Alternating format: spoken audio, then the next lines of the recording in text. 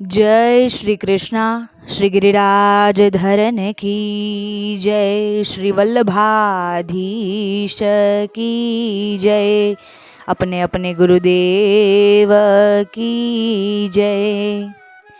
પુષ્ટિ માર્ગમાં અક્ષય તૃતીયાનો શું મહાત્મ છે એ આપણે જાણીએ. વૈશાખ સુદ ત્રીજને અક્ષય તૃતીયા એટલે કે અખા ત્રીજ કહેવામાં આવે છે. આ દિવસથી ગ્રીષ્મ ઋતુની શરૂઆત થાય છે. આ તિથિનો કોઈ દિવસ ક્ષય નથી.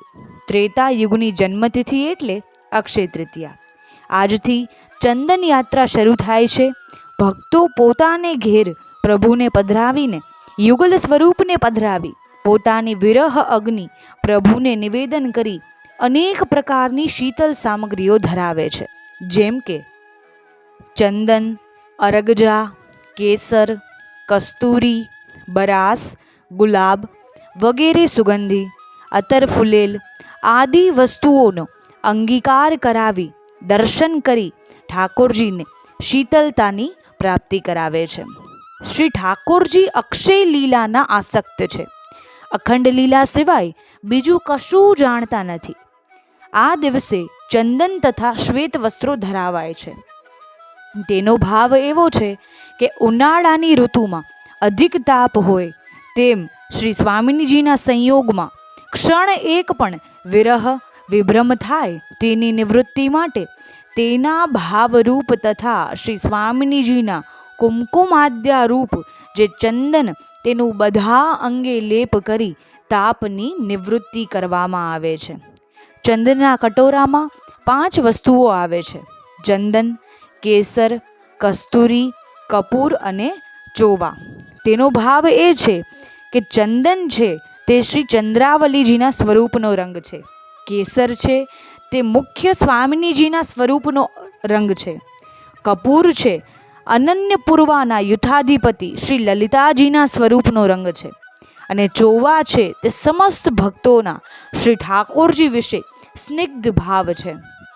તેનો આપશ્રી અંગીકાર કરો છો.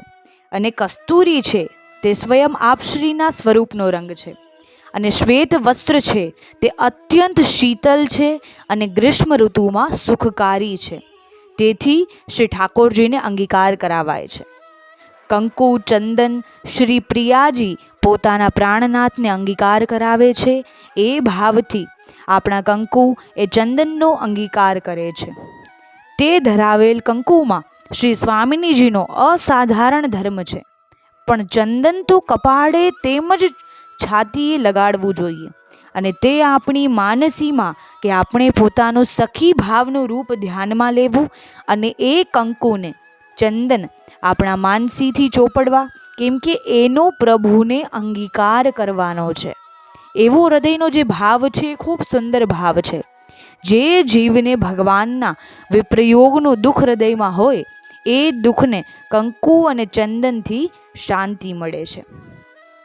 તો આ જ રીતે અક્ષય તૃતીયાના અક્ષય પુણ્યો કહેવામાં આવ્યા છે. આ દિવસે ખૂબ દાન પુણ્ય કરવું.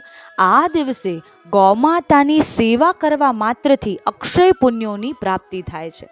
આપણે એકવાર સેવા કરીએ છીએ જેનું પુણ્ય આપણને જન્મો જન્મ સુધી પ્રાપ્ત થાય છે. ગૌમાતાની સેવા કરવાથી, ગૌમાતાનું નામ સ્મરણ કરવાથી, ગૌમાતાની આરાધના કરવાથી, એમની પૂજા કરવાથી આપણને દરેક પ્રકારના પુણ્યોની પ્રાપ્તિ થાય છે.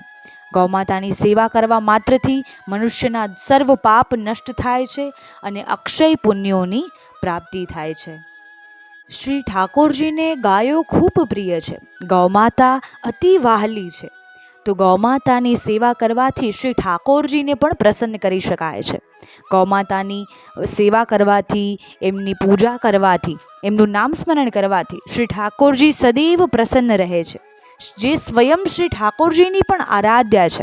આપણે એમની સેવા આ કલયુગમાં કરી શકીએ છીએ એ ખૂબ સૌભાગ્યની વાત છે કે આ માયાજાળના આવા સંસારમાં માયાજાળમાં ફસાયેલા છીએ ત્યારે પણ અગર ગૌસેવા કરવાનો સૌભાગ્ય પ્રાપ્ત થાય છે એ ખૂબ ભાગ્યની વાત છે. તો આ જ રીતે ગૌમાતાની સેવા કરતા રહો. ગૌમાતાની સેવા કરવા માત્રથી આપણને દરેક પુણ્યોની પ્રાપ્તિ થાય છે.